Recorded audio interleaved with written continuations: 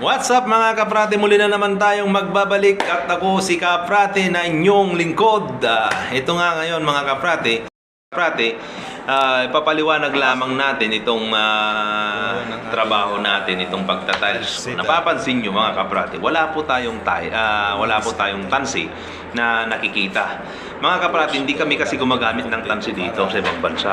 So ngayon, paraan namin para sa ganon ay kahit na hindi gamitan ng tansi, ngayon mayroon kaming label dyan sa bawat walling. Meron kaming nilagay dyan kasi bago kami magsimula, susukatin lang yan. Kung halimbawa bumaba lang kami ng mga 1 meter ganon, yun na yun susundan namin, susukatin lang namin yan, dire-diretso yan. Ngayon, bakit namin nagagawa na maintain yung level niyan? Kasi meron kaming tinatawag na level bar. Tapos, na maintain namin yung paglalagay ng tile adhesive.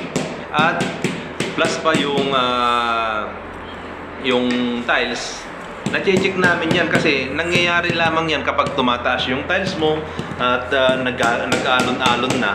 Ang nangyayari dyan mga kaprate, hindi na na-check yung ibabaw ng tiles. Bakit? Kasi nga ang tiles, hindi maiwasan na merong factory defect. Ang nagiging diretso lamang yan yung sa dulo niya, yung sa gilid niya. Kahit tansiyan mo yan ng napakahaba, mape-perfect mo. Ngunit, kung halimbawa, natatansihan mo yan na perfect mo, ngunit sa ibabaw niyan, pag binara mo yan, aalon-alon. Yan yung tinatawag nilang sinasabi ng isang tile setter na nagiging spaghetti. Kung label bar ang gamit mo. Hindi ho. Kapag label bar po ang gamit mo, nagiging diretso po yan. At wala kang wala kang mintis yan kapag label bar. Bakit? Kasi naka-level yan eh. Saka binara mo talaga. Kaya mapapansin mo, yung dugtungan ng tiles, diretso siya, tapos kapag binara mo, nakataas dun sa gitna. Diba napapansin nyo mga ganyan, mga tiles na ganyan. Yun po ang nangyayari. Kapag binabara mo po yan, ay naiiwasan po yun. Bakit? Sa dahilan na dapat ay ang paglalagay mo ng tile adhesive ay dapat kontrolado mo o kaya tansyado mo.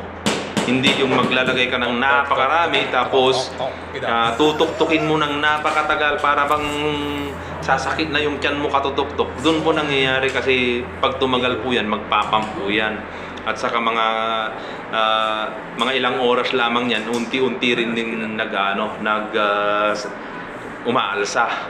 Kaya ang diskarte dyan, dapat ang lagay mo dyan sa may tiles sa ilalim niya bago mo itapal dyan, kunti lang ho, mga 2 mili, 3 mili ganyan lamang. Tapos dapat yung ilagay mo dun sa simento ay kailangan kontrolado mo. Kung 1.5 cm or 2 cm, kailangan kontrolado mo yon. Hindi naman na pagandahan ng paglalagay na ganun, as long na maganda, nag-i-spread siya ng mabuti, maano mo yon,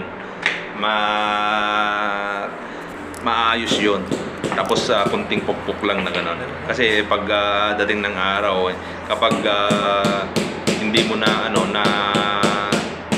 nalagyan ng maayos, magiging hangin yung magiging ampaw na tinatawag, yung magiging kapak siya. So ganoon lang mga kaprate, ang mga diskarte dyan para sa ganoon maiwasan nyo yung mga ganyan. Kahit na hindi ka magtansi, kung kabisado mo lahat ng level, pwede gamitan mo lamang ng level bar. At depende lamang yan kung sanay ka sa level bar. Kung sanay mo sa tansi, parang ang nangyayari dyan, hindi mo na na-check sa ibabaw niya. So hanggang dito na lamang. Ako po si Kaprate ang nagsasabing ligtas ang may alam.